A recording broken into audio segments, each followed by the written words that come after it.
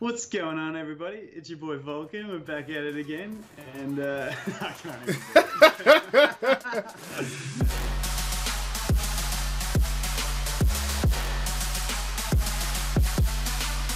What's going on, everybody?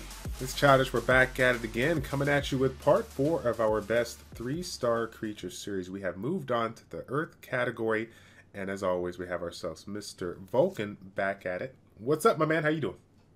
Very good, man. Yourself? Oh, doing pretty good. Just got done listening to your intro for this video. Such an epic fail. Such an epic fail, but it was a great attempt, sir. It was a great attempt. So either way, guys, if this is the first time tuning into our video, we have created a 4-part series. This is the 4th video of that series, talking about the best 3-star creatures in the game based on our personal experience, as well as some theory crafting that we've done. If you guys haven't checked it out, I will put a playlist up in the top right, so you can go ahead and take a look at it if you're looking for a specific element. Until that time, we'll just get on with the rest of the video. Number 5 coming at you is going to be Earth Juggernaut here. Let's take a look at this unit. He felt like he deserved a spot. He was completely overpowered early on. I think it was even before you came into the game. Basically, you could have him with no buffs, just use his AoE, and he would delete entire teams. But they did nerf him. His attack multiplier is very low on his 3rd skill, but it is still ignore defense. So if you do have enemies with that huge defense, especially AoE, and the fantastic thing about him is that you can use him as a double in arena. So you could use 2 of him and basically get the double effectiveness out of that AoE ignore defense, because you don't need an armor break, you don't need a purger. All you need is that attack buffer with attack bar boost, and you're pretty much good to go. If you had them quick enough, you could even use something like the Earth Zealot and 3 of this guy, and that's all you'd really need. But also the other thing about it is that HP drain. Right. I don't think I've seen anyone else with this type of skill. It's not only 100% of his attack that gets drained, but it's also 100% of the enemy's attack. So if the enemy does have a high attack, it is going to be draining a lot of health from them. And that includes in TOT, when you get up to the higher levels and the monsters start having higher stats, it all just adds up.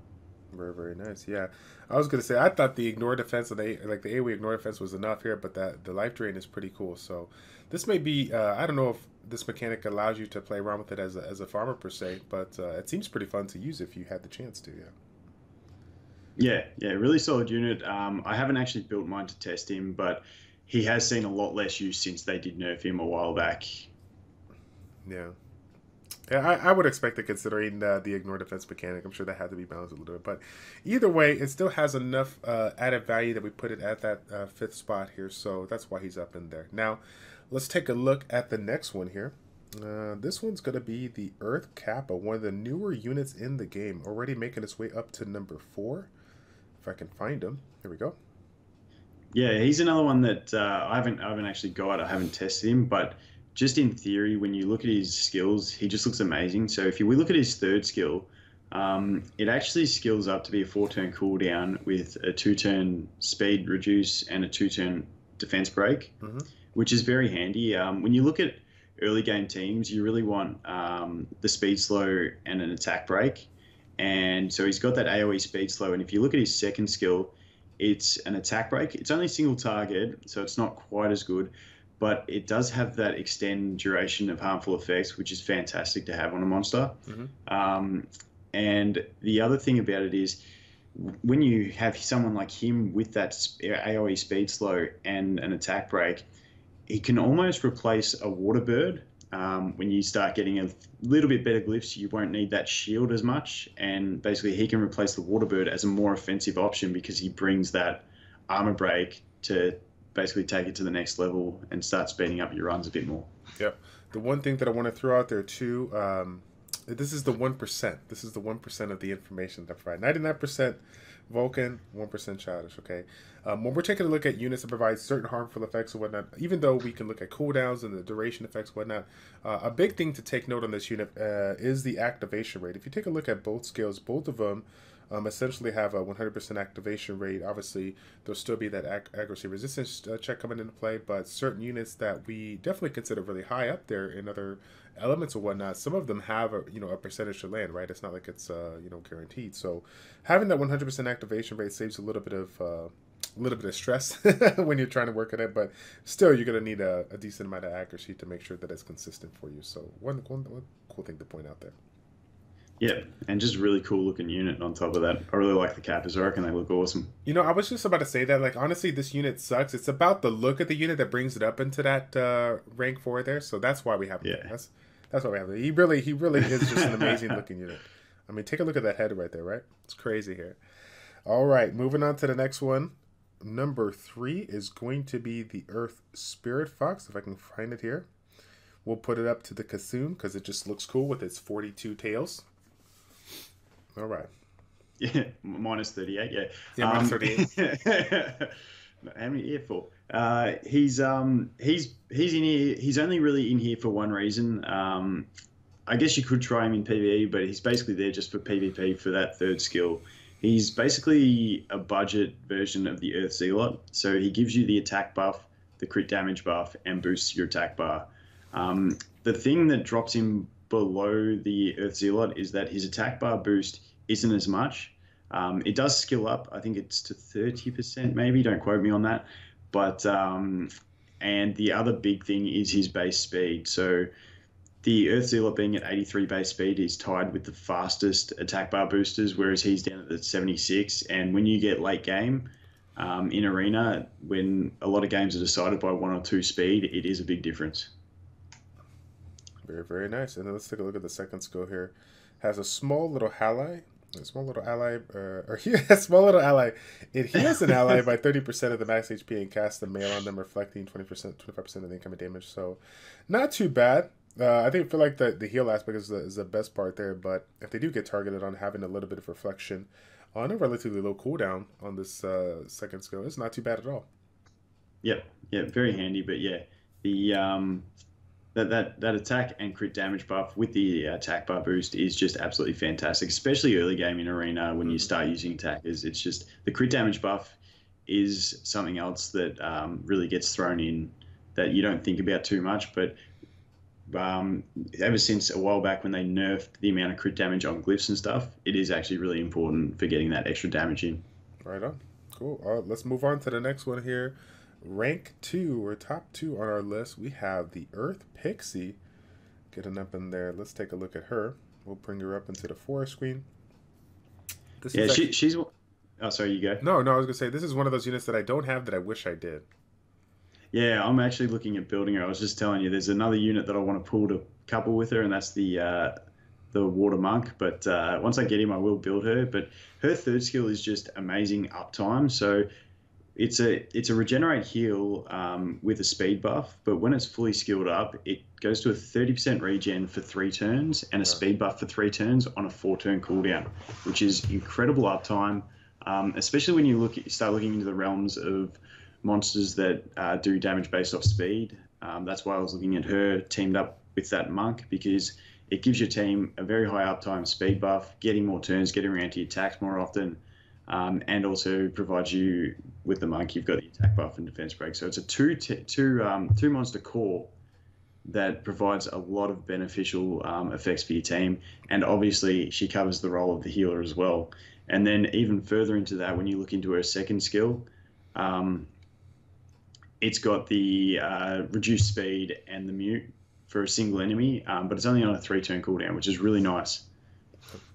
Yeah, the low cooldown, just in general, when you can find a 3-turn cooldown, 2 to 3-turn cooldown on the second skill is really, really good. And the special ability of muting, I really do enjoy that mechanic, because of the fact that if you taunt a unit in this game, even if you taunt him, that'll force the opponent to attack him. But if he has some kind of effect that provides some kind of AoE, he could still do that as long as he's targeted to you. But if you mute him, you're not going to allow him to do his main skills, thereby reducing the amount of, you know, harmful effects or the amount of damage that could be coming if he had those ability skill. I'm a big fan of muting, especially when you get to like boss stages or whatnot.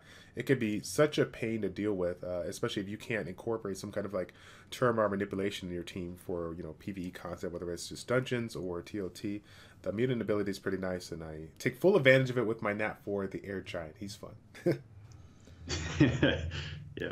Yeah, the taunt and the mute work well. Yes, it does. All right, let's go to the final one on the list. Again, surprise, surprise. I cannot imagine anybody not thinking that this was going to be the top one on the list here. The Earthcap Core. But when it's good up here, you got the Mountain Scorpion Core. Let's talk about it. I'll let you talk about him because I feel like you're more qualified. You've built 2 of them, so you know, I am. This is part of the 1%. I can add my 1% in the video. Let's go. So when we talk about this Earthcap Core, everything that it provides is pretty insane. We'll start up with the 3rd skill. Provides the AoE poison for 2 turns, and then again for 2 turns as well. But when this is improved, this is going to go to the first trigger is going to be 3 turns, and then the second one's going to be 2. So we literally have 50% of the max HP coming into play. Of course, it's only 25% when we're looking at the boss, but that is a lot of damage to be had wherever you're looking at in the game. And when we think about, you know, TOT moving on, the amount of effective HP that these units have, having a fixated amount of damage is just super strong. You can't go wrong with it here. While you're always going to find certain amounts of AoE poison on specific units, this one by far has the most AoE poisons in the game outside of the certain Nat 4s that could provide it. Like I feel like the Fire Diva has a similar one here, but natural 3 stars, this one kills them all.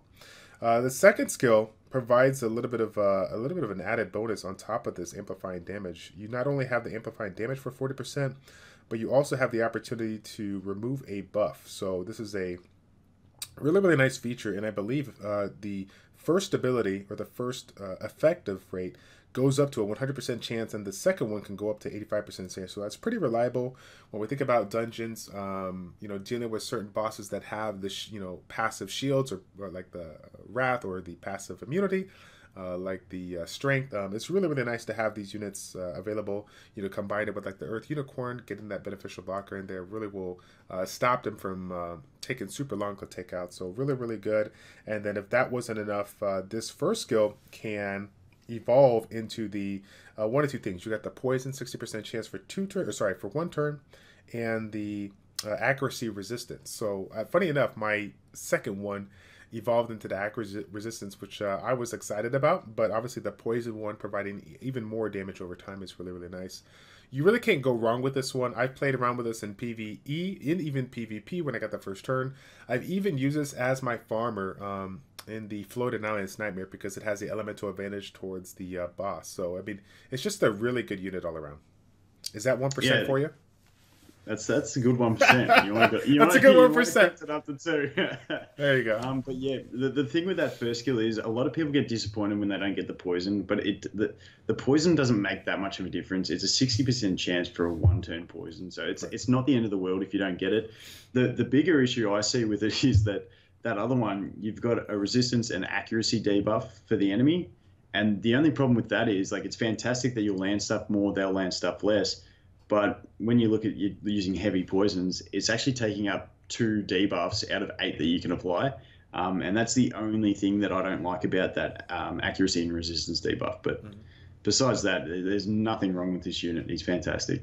Yep, I can't get enough of it. I think if I were to pull a third one, I'd probably build it just to have a triple Earthcap Core. He's just that amazing to play around with all that poison. But yeah, either way, that's going to be it for our list. I hope you guys enjoyed this series. If you did, don't forget to give this video a thumbs up. But before you give it a thumbs up, can you do me a favor and show your support by giving a big follow over on Volkin with Volkin Games channel? I will provide the link in the description down below if you guys haven't checked that out already. Again, I've said it before and I said it again.